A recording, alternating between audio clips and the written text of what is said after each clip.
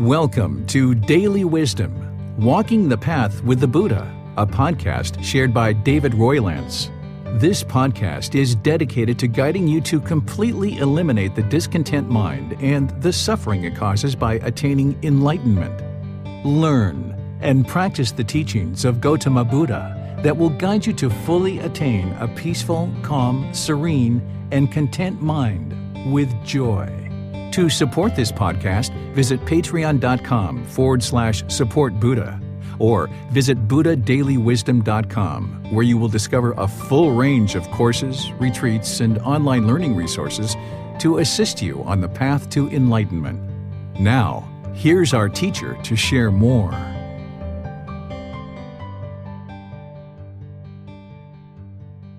Sawadee Kap. Hello and welcome to Daily Wisdom, Walking the Path with the Buddha. Today is our Pali Canon and English study group, and we're studying the words of the Buddha. We're in volume 13, which is titled Generosity. We're going to be studying chapters 11 through 20 today.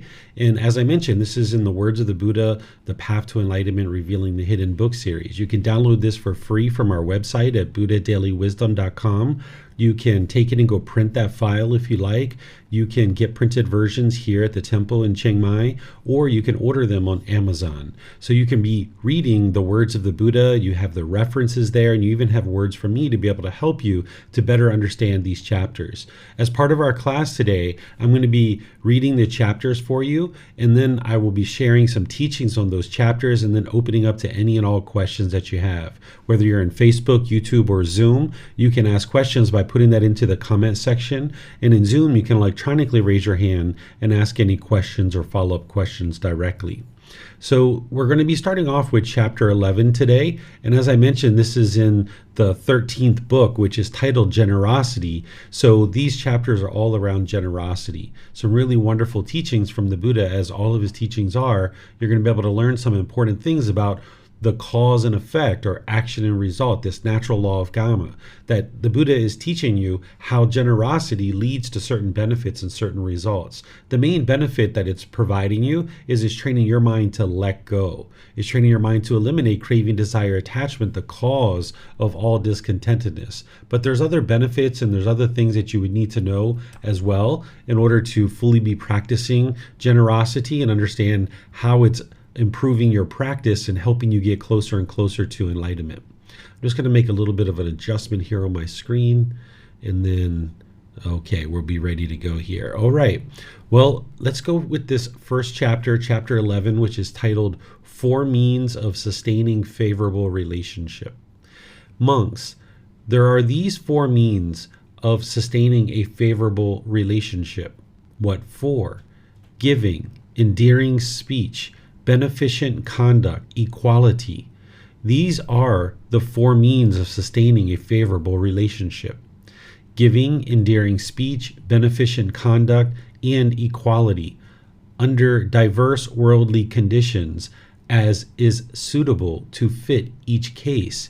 These means of sustaining a favorable relationship are like the linchpin of a rolling chariot.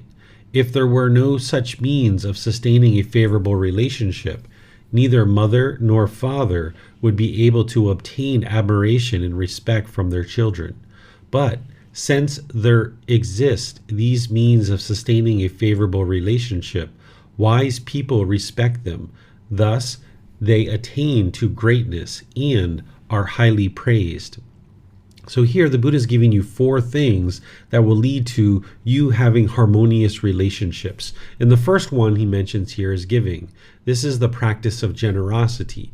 What generosity is where you're giving and sharing more than is strictly required in any given situation without anything expected in return, such as your time, your effort, your energy, and your resources. This is how you train your mind to let go, training your mind to eliminate craving, desire, attachment, along with all the other teachings that the Buddha shares.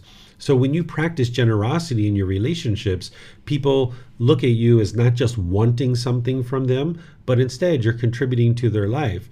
And you shouldn't be giving because you're trying to get people to be your friend, but the Buddha is showing you this cause and effect in terms of if you're interested in learning how to produce harmonious relationships, one aspect of that is to practice generosity in your relationships, whether it's your parents, your siblings, your life partner, your children, your boss, your coworkers, your teachers, other people around you, maybe your coworkers, neighbors, friends, even people you don't know. You could practice giving, but the Buddha specifically here is talking about the relationships that you have. So you're going to the store and you're picking up something for yourself. Why not bring something back for your coworkers or your life partner or your children or any other person that might be in your life? This is a great way to practice generosity, that you're already out and about, you're already picking up some things for yourself. It's really easy to just add a few things for somebody else perhaps. Or if you're buying a bag of potato chips for yourself, maybe you buy an extra bag or two for the other workers in your work environment as well, right? So this can be a great way for you to practice generosity. Then the Buddha is talking about endearing speech. This is where you're learning how to speak in ways that are wise. The Buddha teaches you this in the core central teaching of the Eightfold Path, where he teaches you right speech, where he teaches you to eliminate lying, slander, which is like gossip, harsh speech, and frivolous speech. But then more deeply, he's teaching you the 5 factors of well-spoken speech: to speak at the right time, what you say is true, gentle, beneficial, and with a mind of loving kindness. And you can go into volume 1, chapter 5 of this book series to be able to find the details on right speech, because that's something that's covered in all of our foundational programs, where you're going to need to learn how to practice right speech, because when you're practicing wisely to speak in endearing ways in your relationships, this is going to promote harmony in your relationships. And then the Buddha is saying here beneficent conduct, which is the moral conduct, which is right action. That you're not causing harm through your speech, you're not causing harm through your bodily actions, and this is going to produce harmonious relationships. And then this equality is in terms of how you treat the people around you and how you think about the people around you. That oftentimes in relationships, people might put themselves above others, or you might put yourself below others. And both of those are just as dangerous for your mind and for your relationships as well. If you put yourself above people and you talk down to people, this isn't going to promote harmonious relationships. But also if you put yourself below people, meaning like your boss, maybe you think they're so far above you and you get nervous and shaken up when you're around them, this isn't going to promote harmonious relationships. Or say there's a certain politician or famous celebrity or somebody else that you really admire. If you get shaken up around this person, you're not practicing equality and thinking of all beings as equal. And also if you're in any kind of relationships or something like this, you should think of your partner as being equal, where sometimes people have the misperception that somehow 2,500 years ago, the Buddha taught in a way that denigrates women or denigrates other people. This isn't actually true. If you read his teachings, you'll never see anywhere that he's denigrating or demeaning or degrading to anybody. He doesn't diminish other people. An enlightened being doesn't treat others in that way. And you can see here in his own words that he teaches people to treat each other with equality. You can see in places in the teachings of the Buddha where he teaches men to respect their wives, and he teaches wives to respect their husbands and any partners or children. He teaches everybody to be polite, kind, friendly, and respectful to everybody. So there isn't this pecking order. Oftentimes that's what the mind wants to do when it has conceit or it's judging other people. You might be thinking there's this pecking order, and this is going to just hinder you from seeing all beings as equal and having harmonious relationships. You can see here that the Buddha is saying that in terms of producing these harmonious relationships or these favorable relationships, that these 4 qualities in your relationships are like the linchpin of a rolling chariot. A chariot is pulled by a horse, and there's a pin that connects the horse, the yoke, and all the things that the horse is pulling. It connects it to the chariot. And if you pull that linchpin out, then the whole thing disassembles and you're going to be able to move forward in this rolling chariot. So the linchpin is what holds it all together. So the Buddha is saying here that these 4 qualities are what holds your relationship together. This is the linchpin in your relationships. So whether it's your life partner, your children, your coworkers, your parents, your siblings, your boss, your coworkers, your neighbors, if you're practicing generosity, endearing speech, beneficent conduct, and equality, you'll be able to see that it promotes harmonious relationships. And this is the cause and effect, or action and result, that is part of the natural law of karma. The Buddha is exposing you to that and then inviting you to examine it, to reflect on it, to independently verify it, and then practice it so that you can see the truth for yourself. So let me know what questions you guys have here on this chapter. This is volume 13, chapter 11. Okay, looks like we have something coming in here from Swiss Cheese on YouTube. What are the results someone might have after giving and sharing with the intention of getting something in return?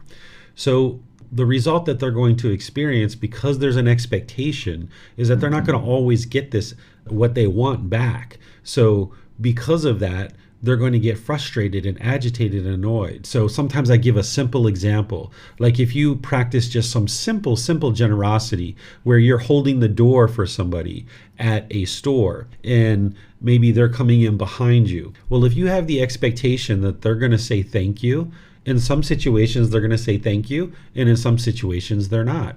So therefore, when they don't say thank you, you're going to be frustrated and agitated and annoyed because you're holding the door because you want something from this person. You can't even get to the point where if you're practicing true generosity, you don't even have an expectation of a thank you. You're just practicing generosity because you're understanding it's enhancing your mind. So if you want something back for the generosity that you're practicing, you're going to experience discontentedness. That's the number one thing that you're going to experience in terms of unwholesome karma, because you can't get your expectations met all the time.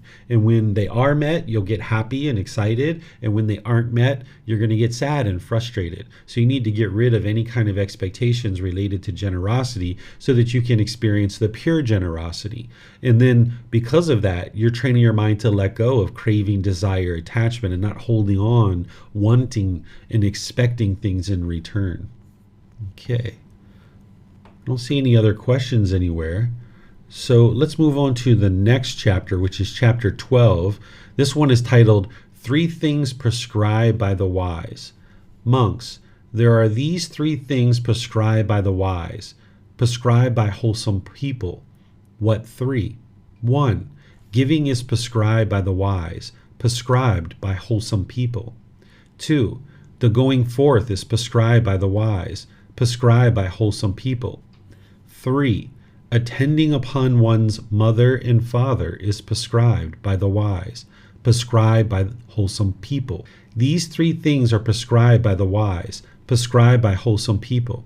Wholesome people prescribe giving, harmlessness, mental discipline, and mental restraint, service to one's mother and father, and to the peaceful practitioners of the spiritual life. These are the deeds of the good which the wise person should pursue.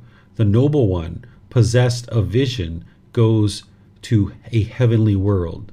So here, let me explain these here. These are very similar to the ones we've just been talking about, at least this one here, which is giving, the generosity, right? We've been talking about that. That's what this whole book is about. Here, the going forth, what the Buddha is describing here is someone ordaining. He's saying this is prescribed by the wise, because during the lifetime of the Buddha, to get to enlightenment, it was more likely to occur if you ordained, because during that time frame, 2,500 years ago, household practitioners were very busy with just collecting water and bringing it to the house. This would often be 2 or 3 days of your week. Maybe for the Monday, you would go spend a half a day or a full day carrying water back and forth to your house. And then maybe that would run out on Wednesday or Thursday and you needed to go do it again, right? And you might need to do it again sometime over the weekend.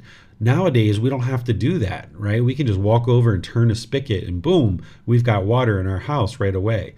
Well, it wasn't just water that they had to get. That was just a basic thing, right? They needed to also get seeds, plant those seeds, nurture those seeds, grow them, harvest the vegetables or fruit. They needed to prepare the food. They needed to make their own clothes. There's so much time and effort involved in just sustaining your life. So in order to get to enlightenment during the lifetime of the Buddha, many people would ordain, which means walking away from their household life and moving into this homelessness where they no longer are living a household life. They're lodging, their food, their clothing, their medical care, all this is provided for you. You just focus on getting to enlightenment. And having done so, then you would have the wisdom to be able to help other people in the household life to be able to learn, or other people in the ordained life. So going forth or ordaining was very common during the lifetime of the Buddha, and a lot of those people were the ones who were getting to enlightenment. But also household practitioners would get to enlightenment too. Nowadays, the likelihood of a household practitioner getting to enlightenment is very much increased compared to during the lifetime of the Buddha, because we have so many modern conveniences in terms of acquiring food or clothing or water or anything else that we need. It's very easy for us. We have so much time in the household life that we tend to fill it up with unbeneficial things. This is why you might be searching social media for 3, 4, 5 hours, or watching YouTube for that period of time. There's no harm in doing these kinds of things, but when you do it for an exorbitant amount of time, it's taking away from other beneficial things that you could be doing that are really going to benefit your life, like training your mind with meditation, reading the teachings of the Buddha, coming to classes like this, watching videos or listening to podcasts or things of that nature. So a household practitioner, it's very possible for them to get to enlightenment today, even more so than during the lifetime of the Buddha. Then the Buddha says, okay, another thing that is very helpful for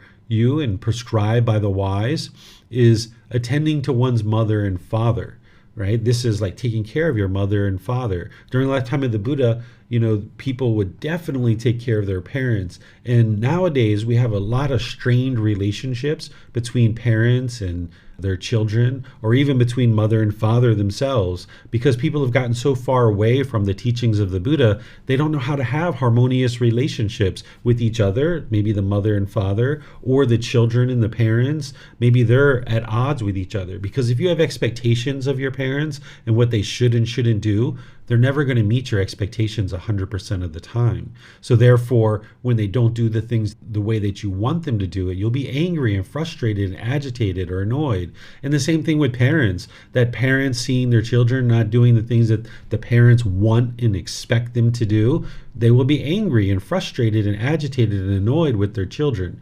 But if you attend to your parents, the reason why the Buddha is teaching you this is because the parents are the ones who provided you the ability to come into the world and learn and grow and develop and have this human life, where now you have the opportunity to be able to get to enlightenment. Where if they didn't do the hard work that they did in order to bring you into the world, sustain your life, and now get you to the point where you can sustain your own life, you wouldn't be able to have the opportunity to learn these teachings, to grow and develop, to evolve, and to actually get to enlightenment and escape this whole cycle of rebirth. So there's almost like this debt of gratitude that the Buddha teaches of one's parents, that you have this debt of gratitude towards them. And of course, nowadays, there's even some parents who might sexually abuse their children, or physically abuse, or otherwise abuse their children. And in these situations, you're going to need to most likely choose to go away from your parents and get safe, right? And you may not be doing what the Buddha is describing here. But if it's just that your parents aren't meeting your expectations and the things you want from them, you can eliminate this and you can cultivate a really wonderful relationship with your parents. So you'll need to look at your relationships in all parts of your life as you make your way to enlightenment. And there's certain relationships that you're going to let go of and you're just going to move on from, because you're not committed to the relationship. There's too much hostility and bitterness in the relationship, and it's better to just let go and move on. And then there's a second category of relationships, of ones that maybe they're problematic right now, but you're willing to do the work and you're committed to the relationship. And you might just mentally put this relationship on pause, step away from it without necessarily telling the person that's what you're doing, and do some work to improve the condition of your mind over many months and years. Then you might decide to come back into the relationship, and now you'll be better at having that relationship in a harmonious way, because you've learned and grown and you've trained your mind to the point where you don't have attachment perhaps, and now you can function in that relationship with more harmony. And then there's a third category of relationships that you're going to need to look at and understand that this is part of the journey to enlightenment, that there's going to be new people that you meet that are brand new people that you don't even know their names yet, you haven't even met them yet. But as you're learning and growing on this path, you're going to start meeting people, and you'll only ever be loving and kind to those people, and therefore your relationships will go really, really well. So these are the three categories of individuals, and your parents might be in that second category of where you have some difficulties in your relationship. Maybe you need to mentally put that on pause, or maybe you already have, and now you need to step away, do some work on your mind, and then at some point you can come back into the relationship and now resume with a better mind, where you don't have these expectations and wants and things like this. So you're not being bitter and harsh and hostile to your family, and specifically your parents. Eventually the Buddha comes down here and he says, okay, wholesome people prescribe giving, which is the generosity, practicing harmlessness, which is part of right intention from the Eightfold Path, where you're disinterested or incapable of causing harm, where you practice mental discipline, which is right effort, right mindfulness, and right concentration from the Eightfold Path. And then that mental restraint is the same thing, is that you're restraining the mind as part of that mental discipline, because your mind's going to be longing and yearning and chasing after your cravings, desires, attachments. But if you can have this mental restraint where you pull the mind back, this is going to help you to eliminate cravings, desires, attachments, and ultimately get to more and more peace and joy.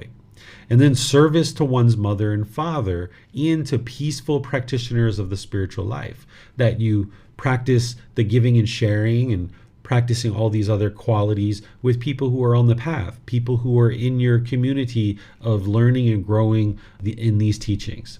And the Buddha is saying, okay, this particular individual is experiencing this continuous pursuit of growing and developing with these certain qualities. And he says, the noble one possessed of vision goes to a heavenly world. What he means by vision is he's talking about being able to see the natural laws very clearly, that you can see the path to enlightenment. Because when your mind is polluted and you're not on this path, you can't see very clearly of what is wise and unwise. But as you remove more and more of the pollution out of the mind, you can see this natural law very clearly, and now you have clear vision. So a noble one, meaning someone who's practicing the teachings very closely, possessed of vision, meaning can see this natural laws very clearly, the Buddha is saying, okay, goes to a heavenly world. Now remember, this isn't the ultimate goal of the teachings of the Buddha, to be reborn in heaven. The goal is to get to enlightenment in this life, and you can see your mind doing that as you're becoming more and more wise. You're training your mind, the mind's eradicating more and more pollution. But as I've shared many, many times, the same things that lead to enlightenment are the same things that, if you fall short of enlightenment, will lead to a rebirth in the heavenly world. So the Buddha is basically essentially sharing with you that, okay, if you practice giving and some of these other things that he's talking about here, that these things will lead to a heavenly rebirth.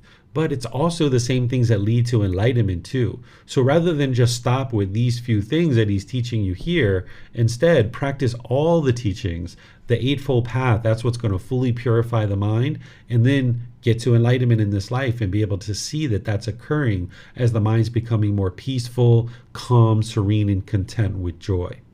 So let me know what questions you guys have here. This is chapter 12, 3 things prescribed by the wise. Okay, we have another question here from Swiss Cheese. Is seeing the natural laws of Gama clearly a part of right view? If you look at the teachings of the Buddha on the Eightfold Path, right view is purely the Four Noble Truths, right? The problem in the mind, the cause of the problem, the elimination of it, and the path forward. But if you would like to expand your view of what is right view, then you could include understanding and practicing the natural law of Gama as part of right view.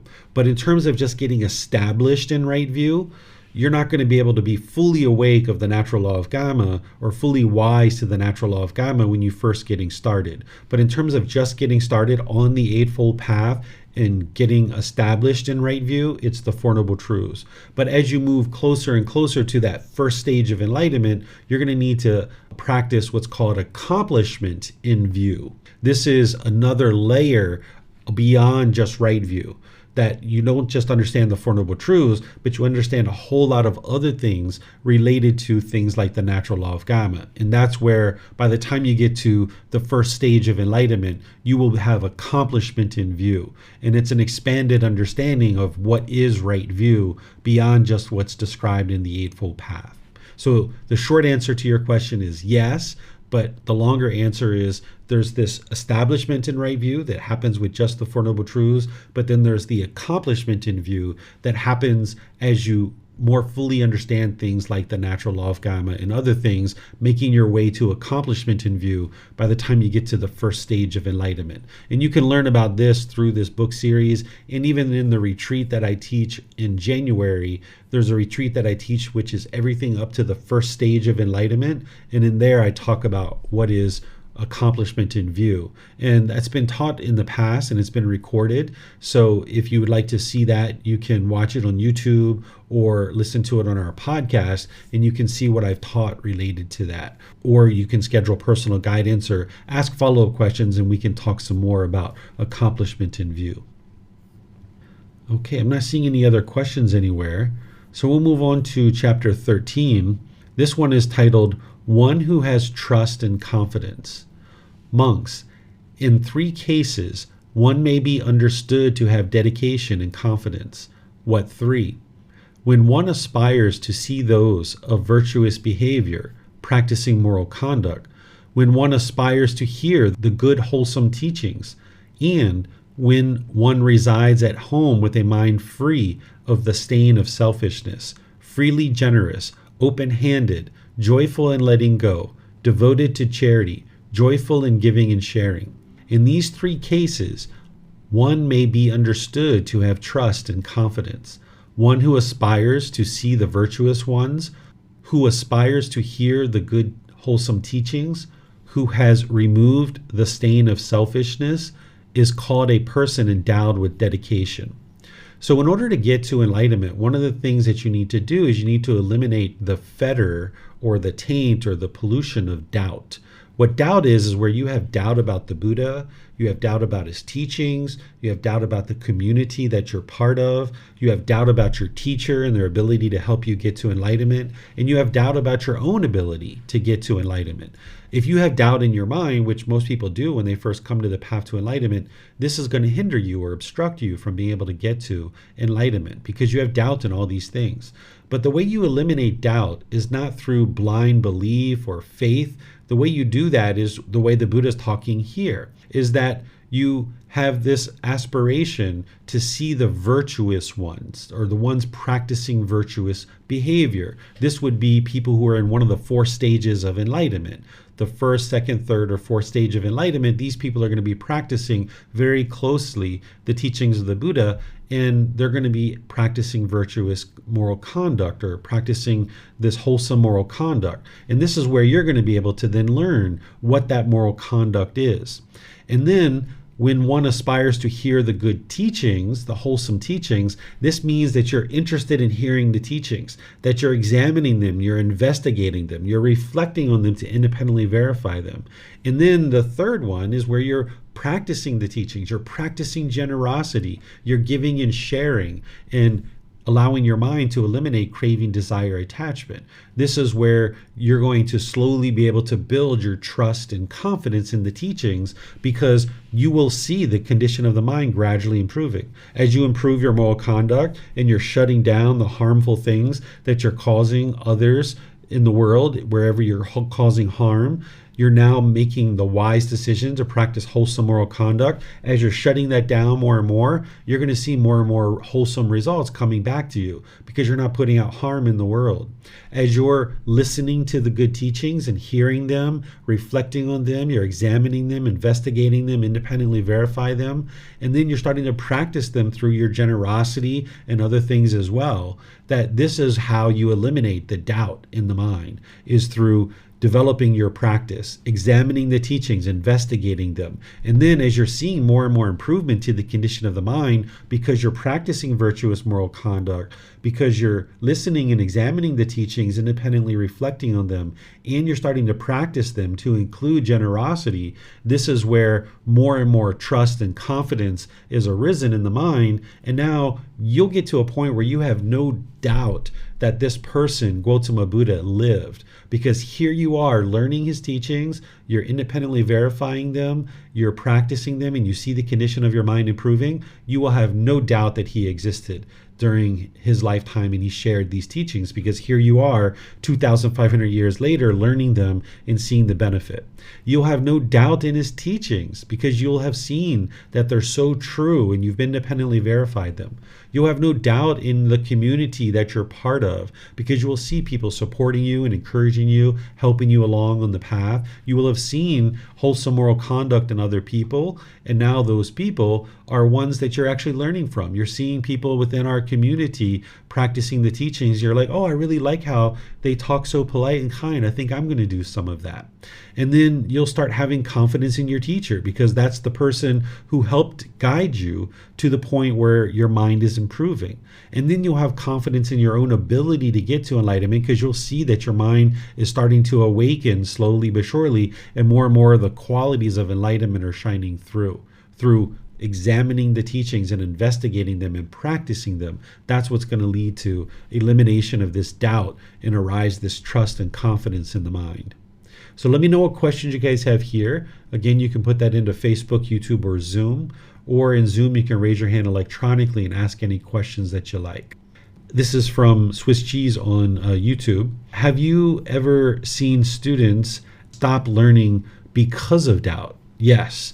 This is a very common reason why students would stop learning, that because of their doubt about any number of those things, whether it's the Buddha, the teachings, the community, maybe me as a teacher, or maybe their own ability to get to enlightenment, they will stop learning and growing. At least with me, I don't know what they'll end up doing with somebody else because everybody's on their own journey, right? And let's just say they learned with me for 1 week or 1 year or 5 years. Whatever amount that they've learned, this is beneficial for them in their life. As the Buddha shares, that if they understand just one sentence of his teachings, this is helpful for their welfare and peacefulness for a very long time.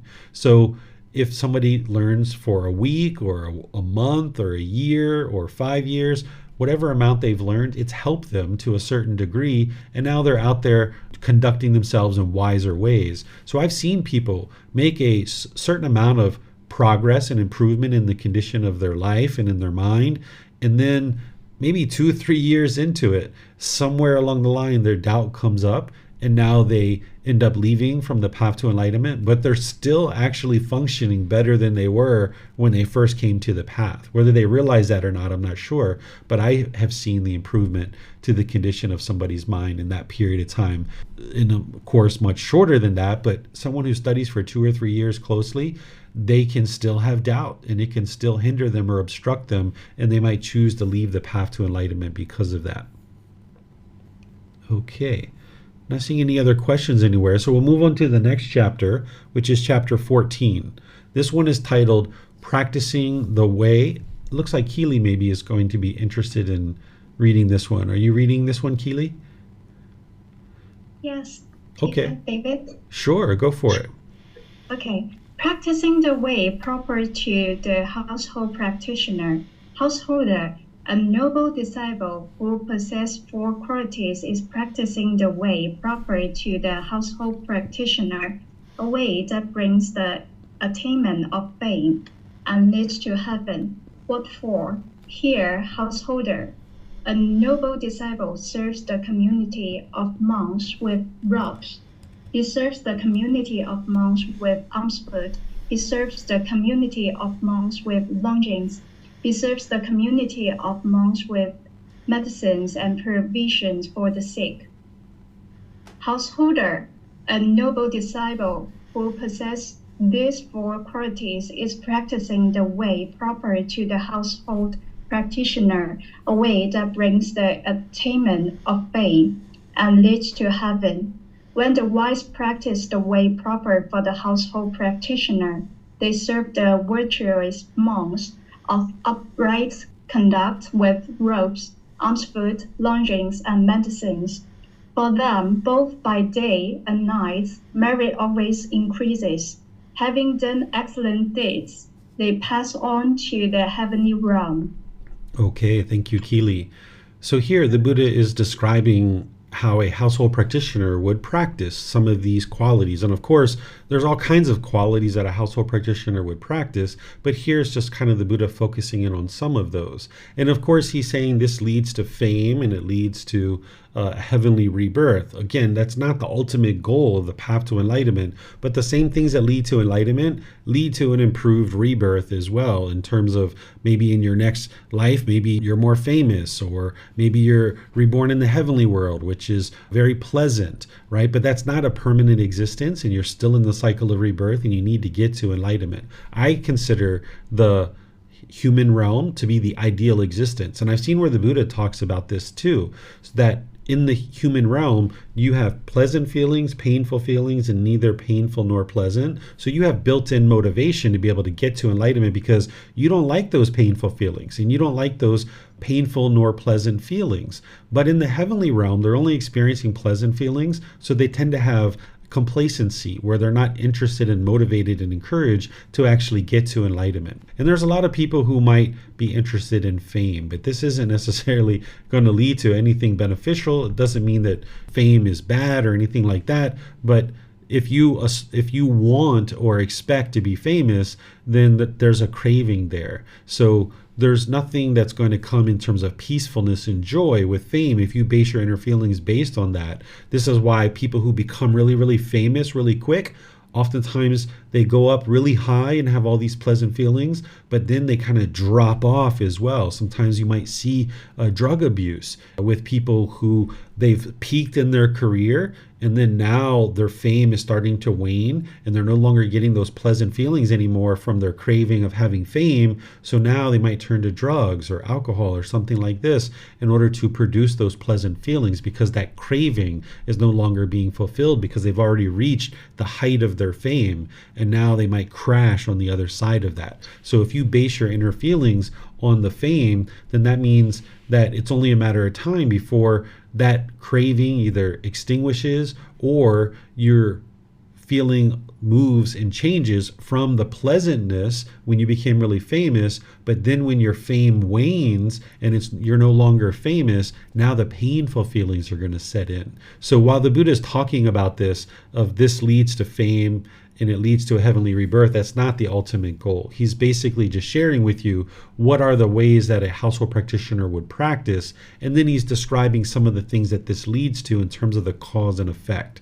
So here he's saying that a household practitioner would serve the noble disciples, right? The community of monks with robes, serves them with alms food, serves them with lodging, and then with medicines and provisions for the sick. This is how we as household practitioners create this womb that is available for everybody to be able to enter into and learn and grow and develop and exit out of at any time that you'd like. So it's the offerings from the household practitioners that creates this womb.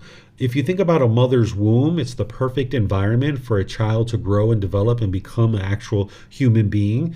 And the monastery, or ordaining, the way I think about it, should be the perfect environment for individuals to enter into and grow into a better and better and better individual. And it's these offerings that the Buddha is describing here that is going to produce that womb and create that womb in a community. So here in Thailand, we have over 30,000 temples that are all supported by the donations of all the people around. And those people are practicing generosity and helping their minds get closer and closer to enlightenment. But then there's this womb available for people to go enter into and learn and grow and develop. The temple where I teach, it's supported by the students there, and the students who support me, it helps to support that temple and the electric and the water and providing that learning resource there, the meditation cushions, the projector, and all the things that are needed in order to share the teachings. And people can enter into that womb for a couple of hours, or if people decide to ordain at some point, they might enter into that womb for much longer. So that womb is there. And for the students who come learn with me, they come in for a few hours or a few days, and they learn, and then they grow and they develop and they leave, and then they always have the opportunity to continue to do that. So it's our offerings that help to create this. And that's where you're practicing generosity, but it's creating this benefit of allowing the teachings to continue in the world. So let me know what questions you guys have here. This is chapter 14, practicing the way proper to the household practitioner. Let's see, we have a question here again from Swiss Cheese. What does it mean when he says that your merit increases by day and night? Okay, so here, let me see where that is. I didn't recall seeing that. When the wise practice the way proper for household practitioner, they serve the virtuous monks of upright conduct with robes, alms, food, lodging, and medicines. For them, both by day and night, merit increases, always increases. Having done excellent deeds, they pass on to the heavenly realm. What he's saying here, I think, is that basically all throughout your day that you're practicing making these offerings. Maybe like in the morning, you might practice making these offerings, but then the quality of your mind is improving because you're eliminating craving, desire, attachment by you practicing generosity, which is what produces merit. What merit is it's a practice of generosity directed towards the continuation of the teachings of the Buddha. So if you're practicing generosity, say with a homeless person or your mom or your dad, you're practicing generosity and it's helping you to eliminate craving, desire, attachment. And this is important for you to do in order to make your way towards enlightenment. But also a certain amount of your generosity might be directed towards the continued sharing of the teachings of the Buddha. And as you do so, this is also helping you with craving, desire, attachment, eliminating that from your own mind, but also it's helping to make the teachings available for other people to be able to then learn and grow and develop in the teachings. So if you're supporting the ordained practitioners or teachers to be able to share the teachings, your merit or the beneficial results of your generosity are increasing day and night, meaning all throughout the day, because you're able to support people in their journey to be able to get closer and closer to enlightenment. And as they do, their wisdom's improving, and now that wisdom is available to other people to be able to learn and practice to get to enlightenment. All right, great question there. So let's move to this next one, which is a chapter we've studied before just recently, but we can study it here again as well. Let's see. This one is chapter 15, and Keely would like to read, so go ahead, ma'am. Yes, David. Actually, I can read all the chapters if nobody reads it. Okay, sure. Go for it. Okay. Mutual support between monks, Brahmins, and householders. Monks, Brahmins, and householders are very helpful to you. They provide you with the requisites of robes, alms, food, lodgings, and medicines in time of sickness. And you, monks, are very helpful to Brahmins and householders as you teach them the teachings that are good in the beginning, the middle, and the end, with the correct meaning and wording. And you proclaim the spiritual life in its fulfillment and complete purity. Thus, monks, this spiritual life is lived with mutual support for the purpose of crossing the flood and making a complete end of discontentedness. Okay, thank you, Keely. So here the Buddha is reminding his students how household practitioners and Brahmin are very important for them. There's this mutual support that the Buddha built in. First of all, what Brahmin are, these are what we might refer to as Hindu priests. These existed during the lifetime of the Buddha, and they exist now too, where they're doing rites and rituals and ceremonies and worship. They're also teaching a little bit of moral conduct as well to be able to help people. But the vast majority of what they're doing are rites, rituals, ceremonies, and worship. And what people thought during this time is that you could go to a Brahmin, you could pay them, and then they're going to do some ceremony on your behalf. And then your life was supposed to get better. And you became a Brahmin by being born into this family. That it's thought that if you were born into this family, you were a holy person and you had the ability to perform these ceremonies and you were able to help people through these ceremonies. But the Buddha knew that this wasn't true, and it wasn't true reality that people's life would improve that way. But it was going on for many generations, and the Buddha was teaching his teachings based on the natural law of karma, of cause and effect. And these Brahmin, even though they were doing this type of thing, they would oftentimes come to the Buddha to learn his particular teachings. And as you can see here, they, as well as household practitioners, would support the ordained practitioners with robes, food, lodging, and medicine to be able to sustain their life and continue to share the teachings. So the Buddha is reminding his students that monks, these Brahmin and householders, you're very helpful to them because you're teaching them the teachings. You're sharing these teachings that are going to lead to the enlightened mind, that you teach these teachings that are good in the beginning, good in the middle, and good in the end. This is the way the Buddha would teach to be able to share the teachings, that you shouldn't start off really strong in your classes and then kind of wane off at the end, or start off kind of weak and then peak towards the end. But instead, as you're teaching, it should be good in the beginning, good in the middle, and good in the end.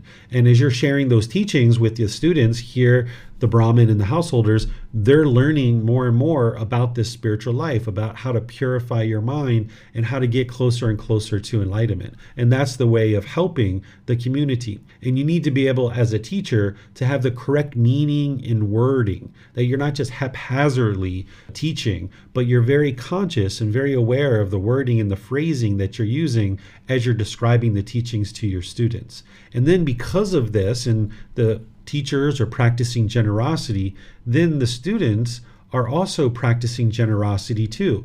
They're providing support of food, of robes, of lodging, of medicines. There's this mutual support that's built in. So together, between the household practitioners providing this support, that they're providing these particular offerings, and then the teachers are providing the teachings, together everybody's getting closer and closer to enlightenment. Because with the household practitioners practicing generosity, that's helping them to eliminate craving, desire, attachment. But then also the teachers are practicing generosity too, that they're sharing the teachings without any expectation of anything in return. And now this helps one to be able to then get closer and closer to enlightenment, both as a household practitioner or any particular teacher. As the teacher is becoming more and more wise because of the womb that their students are providing them, the teacher should have utmost respect and gratitude to their students, because it was them providing this womb that allowed that teacher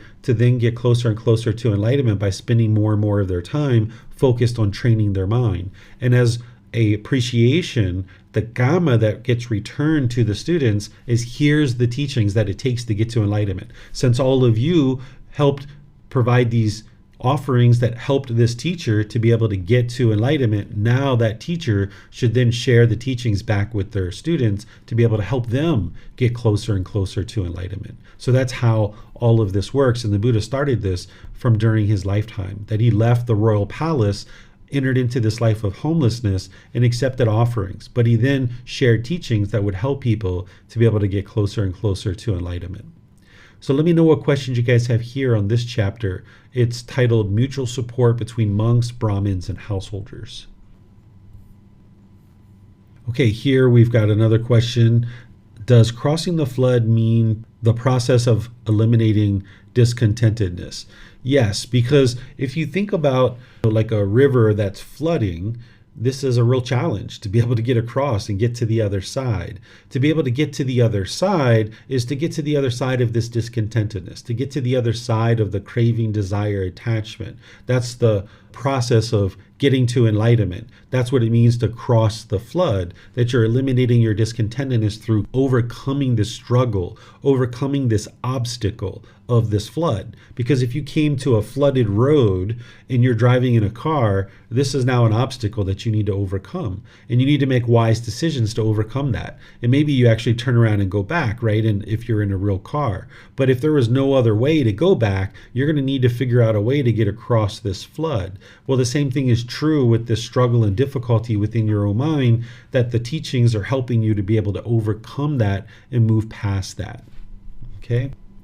All right. So now we'll move on to the next one.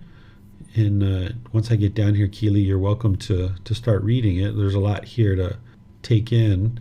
Chapter 16. Okay, if you'd like to read that one, ma'am. Yes, David.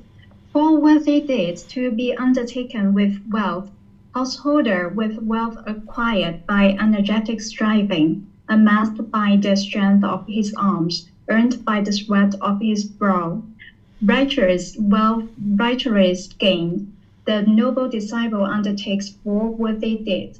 What for?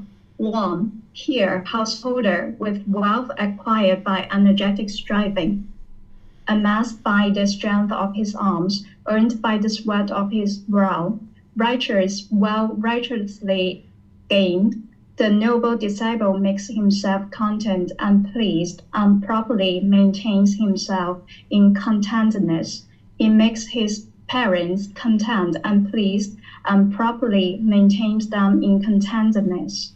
He makes his wife and children, his slaves, workers, and servants content and pleased and properly maintains them in contentedness. He makes his friends and companions content and pleased and properly maintains them in contentedness. This is the first case of wealth that has gone to good use, that has been properly utilized and used for a worthy cause. 2. Again, with wealth acquired by energetic striving, amassed by the strength of his arms, earned by the sweat of his brow, righteous wealth righteously gained, the noble disciple makes provision against the losses that might arise from fire, floods, kings, thieves, or displeasing heirs. He makes himself secure against them. This is the second case of wealth that has gone to good use, that has been properly employed and used for a worthy cause. 3. Again, with wealth acquired by energetic striving, amassed by the strength of his arms, earned by the sweat of his brow, righteous wealth righteously gained, the noble disciples makes the 5 offerings to relatives, guests, ancestors, the king, and the deities. This is the third case of wealth that has gone to good use, that has been properly employed and used for a worthy cause.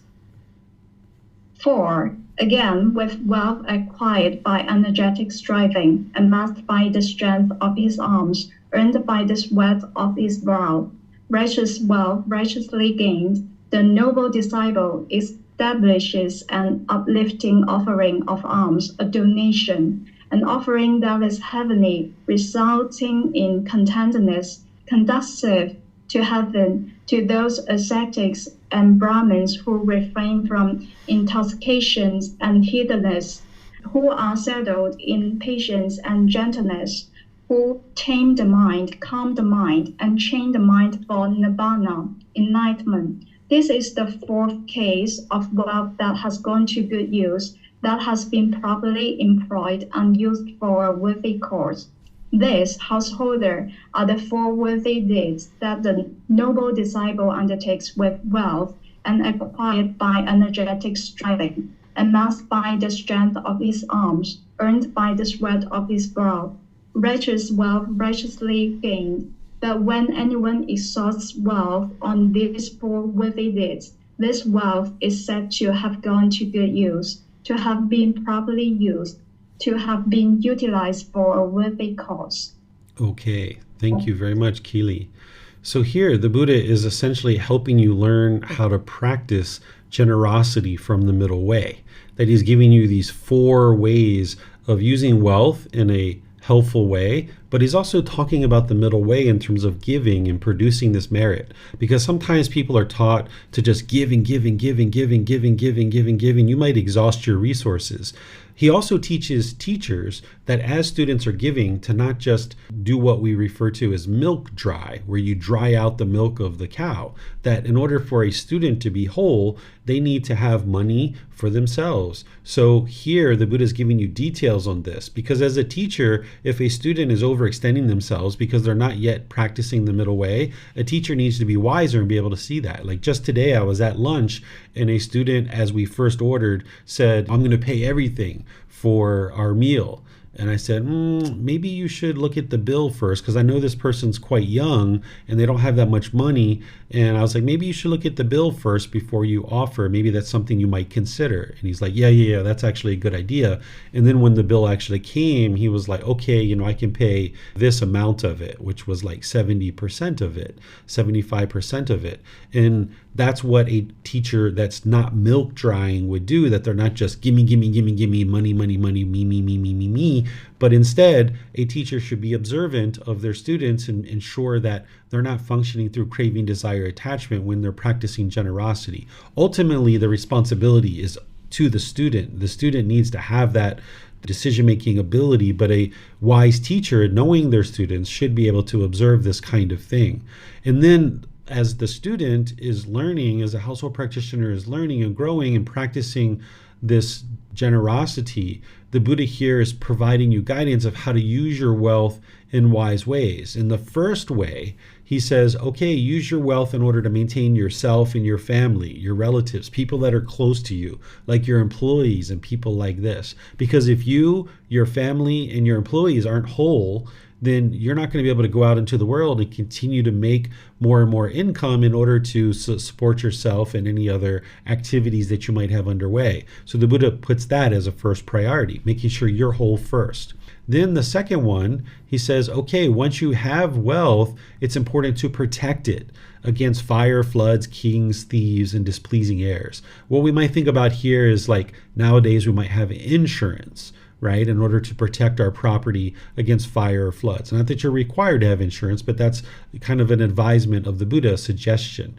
During the lifetime of the Buddha, you would need to protect your wealth from kings because they could just come in and take it. Nowadays, we might think about this as in terms of the government, right? That the government might come in and try to take your money if you haven't paid your taxes. So you need to be sure that you're properly attending to whatever obligations you have with your government so that they don't just come in and start taking all your money.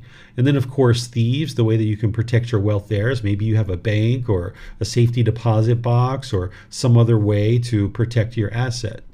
And then displeasing heirs would be to have a will, perhaps, and maybe even communicate what that will has in it before you actually die. Because if it's a big surprise and you die, then people can not be knowing what to expect. And then when you're dead, your relatives are fighting over the money that you've left behind. So if you make it really well known through a will, and you make it really well known with your relatives of what you've chosen to do, when you die, it won't be a surprise to anybody. Right? So this is a second thing the Buddha is suggesting that you do. Then the third thing that he's talking about here is making offerings. And this is where some of your generosity comes in. He talks about making offerings to relatives. So this would be like your family. This would be guests, right? Like your friends that you invite over to your house, ancestors. Then he talks about the king, right? Because you need to keep the king happy during those time frames. And then here he talks about deities, which I don't really see him talking about that very much anywhere. And I don't know whether this has been added or whether this is truly something that he taught during his lifetime, because in terms of the teachings of the Buddha, he doesn't teach you to make offerings to deities because these things aren't what leads to improvement to the condition of your mind. So I've always been surprised of seeing that there. But nonetheless, that's what's there in the Pali Canon. And sometimes these things can be modified as they go through history. But then fourth, what he's saying, okay, when all of those things are taken care of, then that's where you make offerings to the people who are sharing the teachings that are helping you to be able to get closer and closer to enlightenment, because you've got all these other things taken care of. Sometimes people put this and they have it not in the same priority that the Buddha has it in. And it's important to see that the Buddha put himself as last. He's saying, take care of yourself, your family, your workers, all of those people. Make sure you protect your wealth against fire, floods, thieves, and people like that. Make sure you make offerings to your family and your relatives and those kinds of people. And then that's where you can make offerings or a donation to people who are sharing the teachings. And this is very wise to kind of function in this way. So this is what the Buddha is teaching you about how to use wealth in a wise way. So let me know what questions you guys have here on this chapter. This is chapter 16, 4 worthy deeds to be undertaken with wealth. Okay, I'm not seeing any questions anywhere. So we'll move on to chapter 17. Okay. Now, Keely, let me just look at this for a moment for chapter 17, because it might be just the opposite of the one that we just read. It's somewhat opposite, but let's go ahead and read it so that you can, and other people can get an opportunity to study it. So go ahead, ma'am. Okay. Wealth being used properly goes to utilization, not to waste. But the great king, when a wholesome man gains abundant wealth, he makes himself peaceful and pleased, and he makes his mother and father peaceful and pleased, and his wife and children, and his slaves, workers and servants, and his friends and colleagues, and he is establishes an offering for ascetics and Brahmins, one leading upwards of heavenly fruit, resulting in peacefulness, conducive to heaven, because his wealth is being used properly. Kings do not take it away, thieves do not take it away, fires does not burn it, water does not carry it away, and displeased heirs do not take it. Such being the case, great king, that wealth, being used properly, goes to utilization, not to waste. Suppose, great king, not far from a village or a town, there was a lotus pond with clear, cool, sweet, clean water, with good crossings, delightful, and people would take that water and drink it and bathe in it and use it for their purposes. In such a case, great king, that water being used properly would go to utilization, not to waste. So too, great king, when a wholesome man gains abundant wealth, he makes himself peaceful and pleased, and he makes his mother and father peaceful and pleased, and his wife and children, and his slaves, workers, and servants, and his friends and colleagues, and he establishes an offering for ascetics and Brahmins, one leading upwards of heavenly fruit, resulting in peacefulness, conducive to heaven, because his wealth is being used properly. Kings do not take it away, thieves do not take it away, fire does not burn it, water does not carry it away, and displeased heirs do not take it. Such being the case, great king, that wealth being used properly goes to utilization, not to waste. Okay, thank you, Keely. This is very similar to the last one where the Buddha kind of ordered it in priority, where this is essentially the same exact thing, just kind of described in a different way because he's talking to a different person. Here he's talking to a king and he's describing the same exact teachings, but just in a slightly different way. This is the natural law of karma, and these could have been spread out in his life over multiple years where when they were being recounted and then they were included in this book series in the same place so you could be able to see that. So I don't think we need to go through this unless you guys have questions. If there's any questions here, let me know by putting that into Facebook, YouTube, or Zoom. Okay, we have another question here from Swiss Cheese. What is heavenly fruit? What this is this is essentially a heavenly rebirth. So here, where is it at? Right here. One leading upwards of heavenly fruit, meaning the benefit of having been reborn in the heavenly realm. That's what the Buddha is referring to here. Okay, let's see if we have any questions on Facebook. I don't see anything there. So let's move to the next chapter, which is chapter 18. Okay, go ahead, Keely. Okay. 4 things leading to welfare and peacefulness in future lives. There are Prayagataja. These 4 are the things that lead to a householder's welfare and peacefulness in future lives. What 4? 1. Accomplishment in confidence. 2. Accomplishment in virtuous behavior. 3. Accomplishment in generosity. And 4. Accomplishment in wisdom. And what is accomplishment in confidence? Here, a householder is endowed with confidence.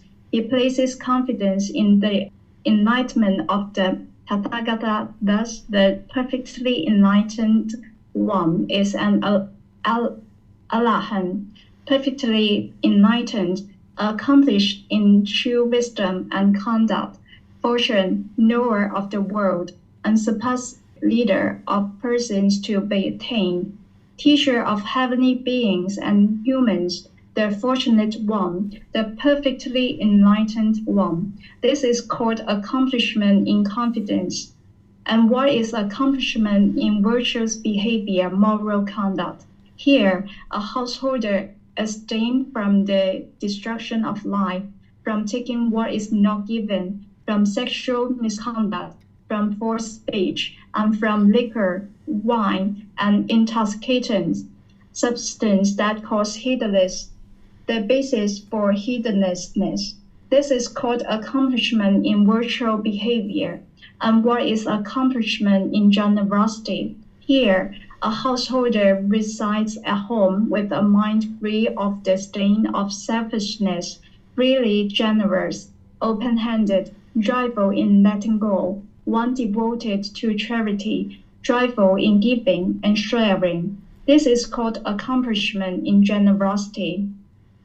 And what is accomplishment in wisdom? Here, a householder is wise. He possesses the wisdom that discerns arising and passing away, which is noble and penetrative, and leads to the complete destruction of discontentedness. This is called accomplishment in wisdom. These are the four other things that lead to the welfare and peacefulness of a householder in future lives. Okay, thank you, Keely. So again, the same things that lead to an improved rebirth are the same things that lead to enlightenment as well. You would need all four of these things just in order to get to the first stage of enlightenment, let alone enlightenment itself. You're going to need to have accomplishment in confidence, virtuous behavior, generosity, and in wisdom in order to be able to actually get to the first stage of enlightenment. So the Buddha here is casting it in terms of what leads to this future rebirth, but also it's the same things that lead to enlightenment. So I would encourage you to focus on it from that perspective. So anytime you see him talking about confidence, it means confidence in the Buddha, the teachings, the community. That's what he's describing there. And then your teacher and your own ability to get to enlightenment. You're going to need that confidence. Then this virtuous behavior. Here he's referencing essentially the 5 precepts. These are the 5 wise decisions that you can make that are going to produce wholesome results. But if you make them in an unwise way, it's going to produce unwholesome results. These are 5 very impactful decisions that you learn, and he expands upon in the 5 precepts, which I'm going to be teaching in about 1 week. The 1 week from Sunday, this Sunday, tomorrow, 1 week from then, I'm going to be teaching this in the group learning program. And I also have recorded it many times where we use the original words of the Buddha. It's part of Volume 1, Chapter 7, that you can learn about the 5 precepts. Then the whole reason why this is in this particular book is because of this generosity, that in order to get to the first stage of enlightenment, you're going to need to practice generosity. And then in order to get to enlightenment itself, you're going to need to be practicing generosity. So that giving and sharing without any expectation of anything in return is so important. In doing that frequently, you'll notice that meditation is more beneficial the more frequent you do it. So if it's a matter of 1 meditation for 30 minutes a day or 2 for 15 minutes, it's much better to do 2 for 15 minutes. You're going to notice much more benefits that way. The same thing is true with generosity. You're going to need to be practicing it daily. It's not like you do this once a year or once every 6 months or even once a month. You're going to need to be practicing generosity all throughout your week and all throughout your day. Remember, you're sharing your time, your effort, your energy, and your resources more than is strictly required in any given situation without any expectation of anything in return. And seeing that as being joyful, that there's joy in letting go, that you're devoted to this giving and sharing and having joy in doing so. And then developing the wisdom that it takes to end discontentedness, meaning the wisdom that it takes to get to enlightenment itself. And this leads to the complete destruction of discontentedness. This is where oftentimes people are very confused. They think that enlightened beings still get angry or sad or frustrated, and they don't realize that the path to enlightenment is to completely eliminate all discontentedness. And some people think that the Buddha didn't teach that, but here you can see it in his own words, and as you experience it, you'll know that it's true because your mind's getting closer and closer to that peace and that joy. But you can see it here that he's talking about this wisdom leads to the complete elimination and destruction of discontentedness, that there is no conditioned pleasant feelings, painful feelings, or neither painful nor pleasant, the conditioned feelings. But by the time you get to enlightenment, you're experiencing unconditioned mental qualities that are just permanent and continue to exist in the mind. No matter what's happening in the world, you can maintain your peace and your joy. So let me know what questions you guys have here, if any at all. This is chapter 18, 4 things leading to welfare and peacefulness in future lives. And remember, you can apply this to your current life as well, because this is what leads to enlightenment. Okay, we have a question here from Swiss Cheese, Is wisdom of arising and passing away the same as the wisdom of impermanence? Here, let's see, the wisdom that discerns arising and passing away. Yes, this is the first step or the first thing you would need to learn in order to get to enlightenment. Even just to get on the path to enlightenment, you would need to understand the universal truth of impermanence. So here the Buddha is describing the very beginning of the path to enlightenment, that his very last words were all about impermanence, because that's the very first point to start on the path to enlightenment. And here, the very first thing to start is understanding the universal truth of impermanence. Okay, so let's move to the next one, which is chapter 19. Okay, go ahead, Kili. Offering for the heavenly beings, the fortunate one gave thanks thus to Siddhartha and Sakara, the chief ministers of Magadha. After he had finished eating his meal in these verses, in whatever realm the wise man makes his home, he should feed the virtuous leader of the holy life. Whatever heavenly beings there are who report this offering, they will pay him respect and honor for this.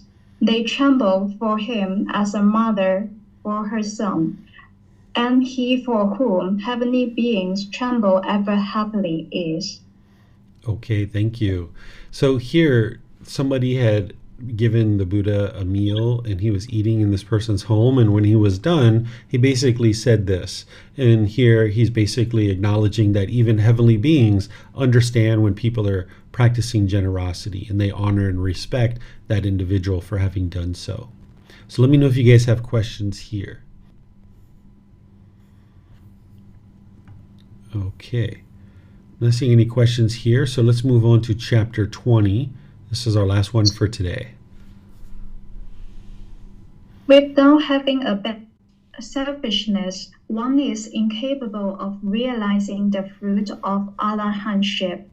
Monks, without having abandoned these 5 things, one is incapable of entering and residing in the first jhana, in the second jhana, the third jhana, the fourth jhana. One is incapable of realizing the fruit of stream enterer, the fruit of one's returner, the fruit of non-returner, the fruit of arahantship. What 5? Selfishness with regard to dwellings, selfishness with regard to families, selfishness with regard to material possessions, selfishness with regard to praise, and selfishness with regard to the teachings. Monks, having abandoned these 5 things, one is capable of entering and residing in the first jhana, the second jhana, the third jhana, the fourth jhana. One is capable of realizing the fruit of stream enterer, the fruit of one's returner, the fruit of non-returner, the fruit of arahantship. What 5?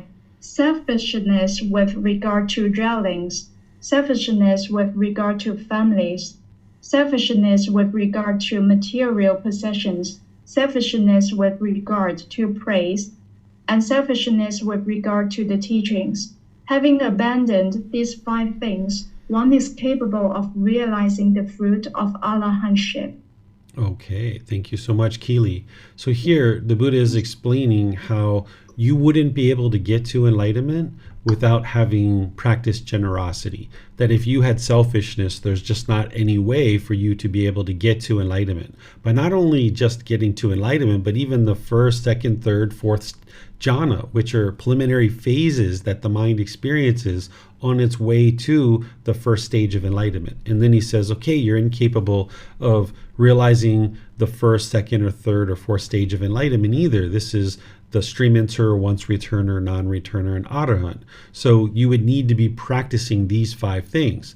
So what are the 5 things that he's talking about? Is selfishness regard to dwellings. What this is related to is your residence, like where you live. If you weren't willing to share that with other people, if you were possessive over that, your mind hasn't let go. There's still craving and attachment there. So you have friends or family come over and you're interested in sharing your place to stay. This is that you've eliminated the selfishness in regard to your dwelling. Selfishness in regards to families. This is meaning like you're willing to give and share with your family. So if you were holding on and you weren't willing to share with your family, then there's selfishness regarding your family. Selfishness regarding your material possessions. Like, are you willing to share your phone or your computer or your clothes or your jewelry or things like this, your car, your motorbike, your bicycle, your shoes, things like this? Are you willing to share these things? You need to be willing to share those, otherwise your mind's holding on to them, and there's this selfishness.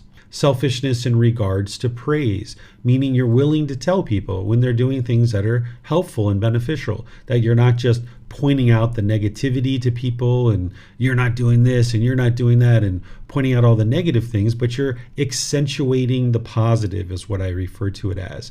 You're not selfishness in regard to praising people. Now you need to be careful with that. If you go extensive amount of praise, people's ego can arise. But if you're never praising people, then your mind is selfish. You're not providing any kind of supportive comments that would be helpful and beneficial and uplifting to people. So you need to find that middle way where you're willing to praise people, but you're not doing it excessively. And then the last one, he says, you need to be not selfish in regards to the teachings, because as you're learning and growing in these teachings and you gain all kinds of wisdom, there's going to be people that are asking you questions about the teachings, and you're going to need to be willing to share with them. But if you're like, oh, I'm too busy, I can't talk about the Buddhist teachings now, I'm out of here, right? Like, this is kind of being selfish. Or if somebody asks you if they can read one of your books, maybe you have a book that has the teachings of the Buddha in it, and someone's like, hey, would you mind if I read your book? And you're like, no, that's my book. Well, you can't have that book. Or maybe somebody asks you to send them a video or a podcast of something that you've been learning, and you're like, no, I don't have time, I'm not going to send that to you. This is like holding back and not being able to give and share the teachings themselves. So these are the 5 things that the Buddha is saying that you need to eliminate any selfishness towards. Your home, sharing with your families, sharing your material possessions, sharing your praise and uplifting comments, accentuating the positive, and also sharing the teachings when people ask. You're not interested in doing that in an unsolicited way. So let me know what questions you guys have here. This is chapter 20. Without having abandoned selfishness, one is incapable of realizing the fruit of arahantship. Okay, of course, Swiss Cheese has some questions here. Are we equal to heavenly beings? So I think about there's more questions here. Let me back up. Are heavenly beings deities? Are we equal to heavenly beings? Is there more teachings on the selfishness of the teachings? So are heavenly beings deities?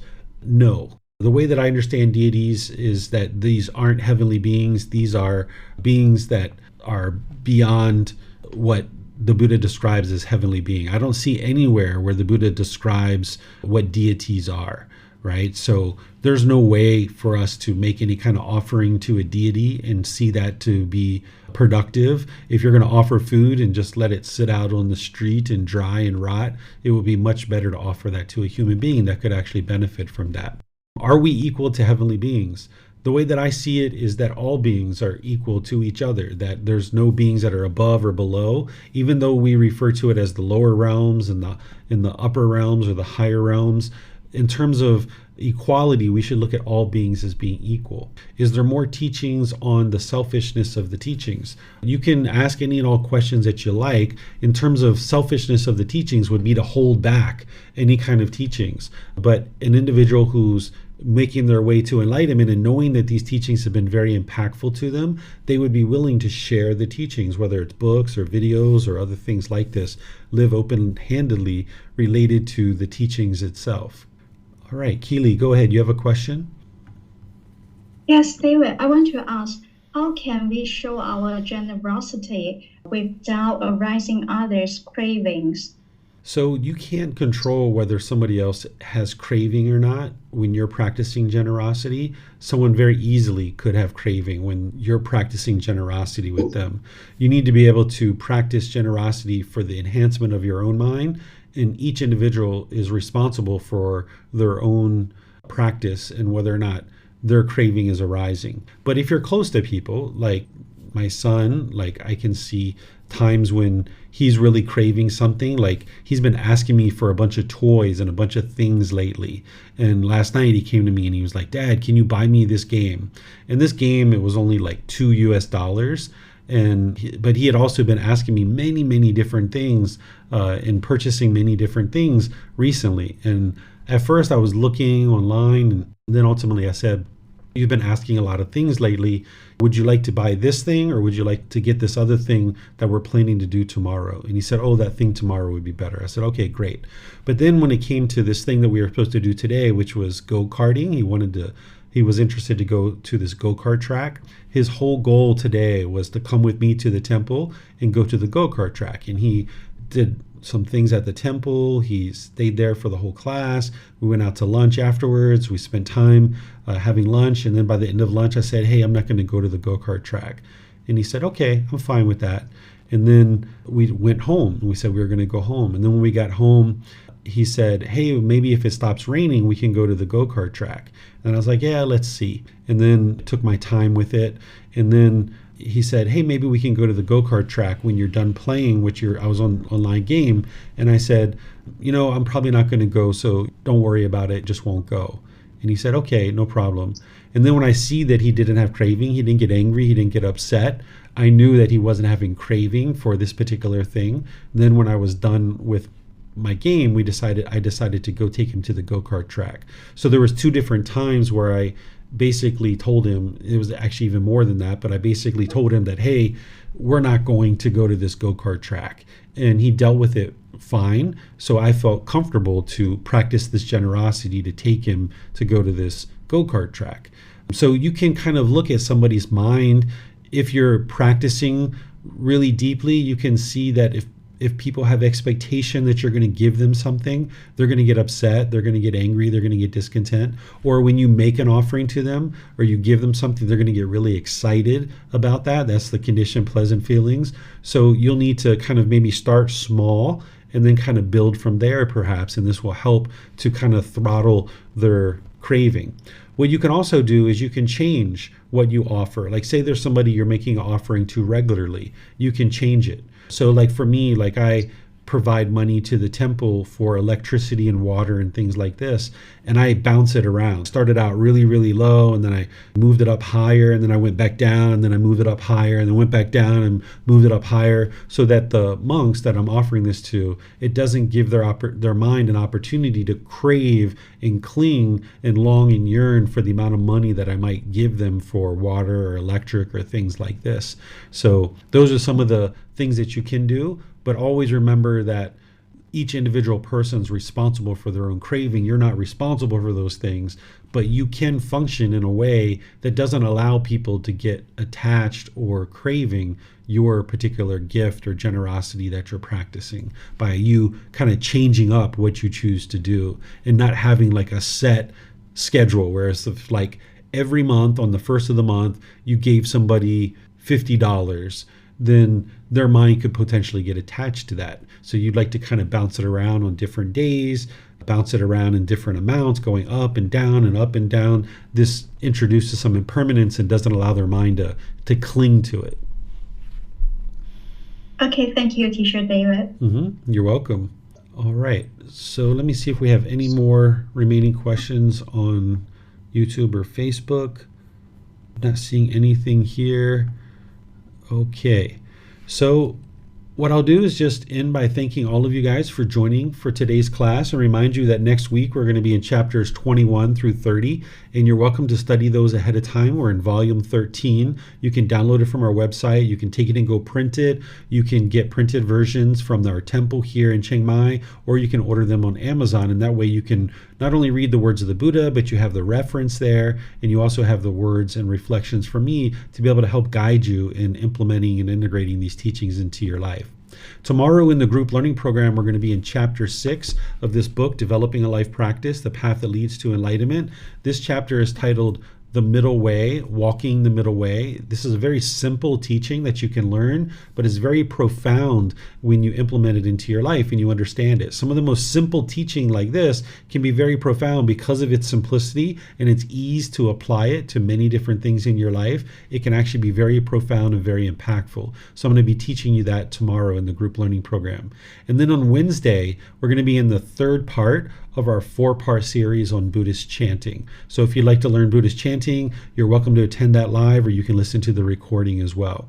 So thank you all for joining. Thank you, Keely, for reading the chapters. I appreciate your help, and perhaps we'll see you guys in a future class. Have a very wonderful and lovely rest of your day. Sawadee Kap. Thank you for listening to this podcast. To provide support for this podcast, visit patreon.com/support Buddha. To access more teachings, visit buddhadailywisdom.com. There, you will discover a full range of courses, retreats, and online resources to assist you on the path to enlightenment. Remember to establish a daily, consistent meditation practice, along with learning and practicing these teachings. A well-developed meditation practice is the foundation in which to train the mind to attain enlightenment.